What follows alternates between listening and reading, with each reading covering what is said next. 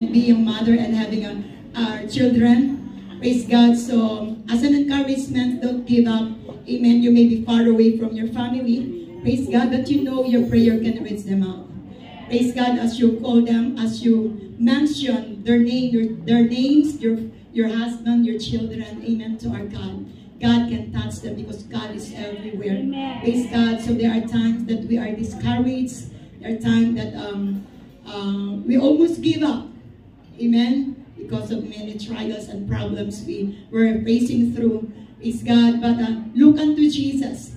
Amen. As as Proverbs chapter 31 verse 30. Strength and honor is her clothing. Amen. Praise God. So whenever you feel depressed, whenever you feel tired, whenever you almost give up, amen, look unto Jesus and God will give you the strength.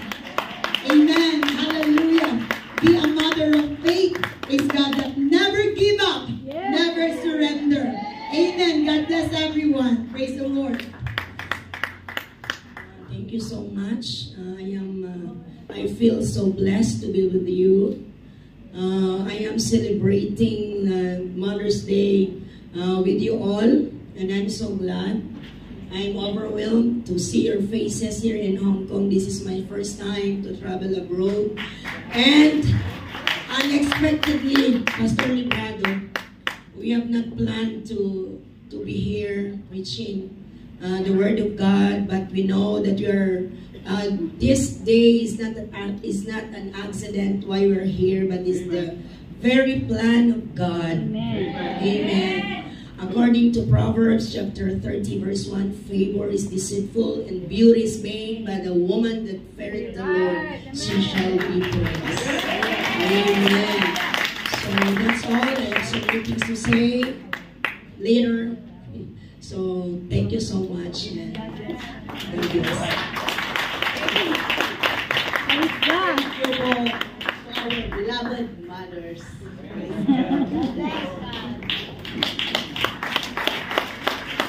Praise God, hallelujah. As I call the men's department to render a song, please come forward.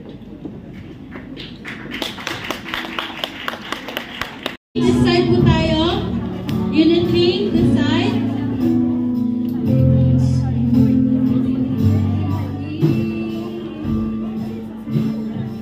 Okay. Youth department din, may dalawa po kami nanay. Youth department dito.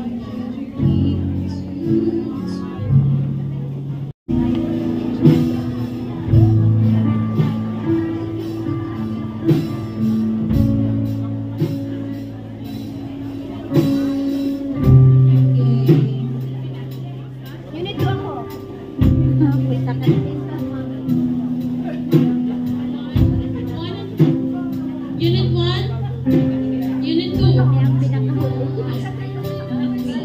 Okay, Unit 4, dito din po tayo. Unit 4.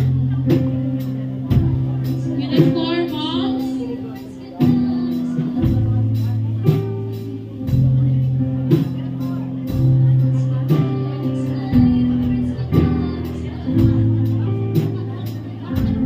Please compress.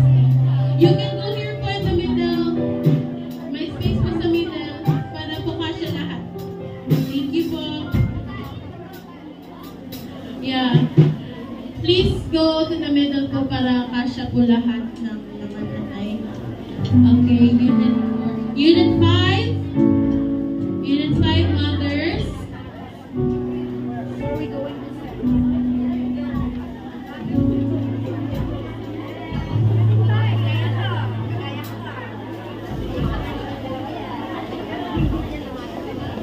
So tayo.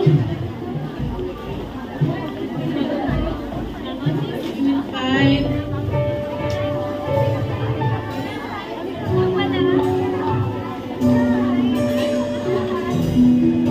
Okay. Unit 6. Dito po.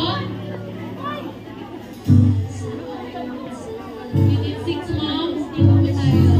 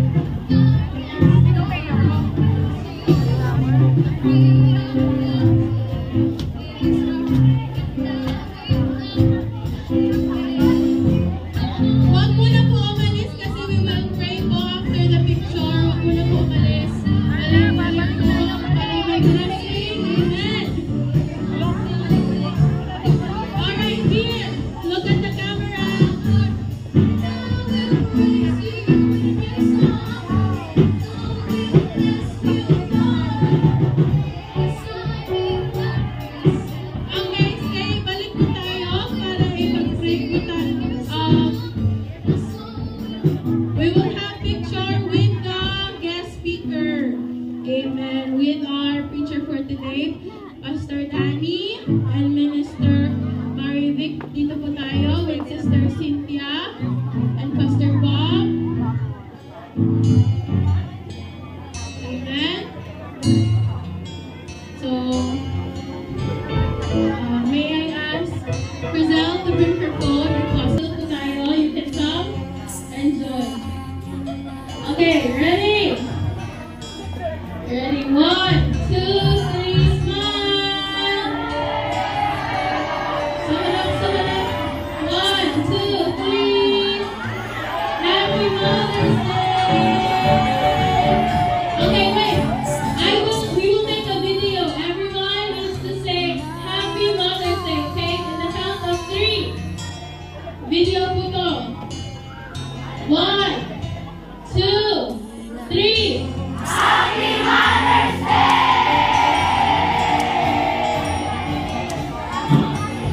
Yay! And now on to the Mother's Day po, and can I ask Pastor Bobby to pray for the mothers? So,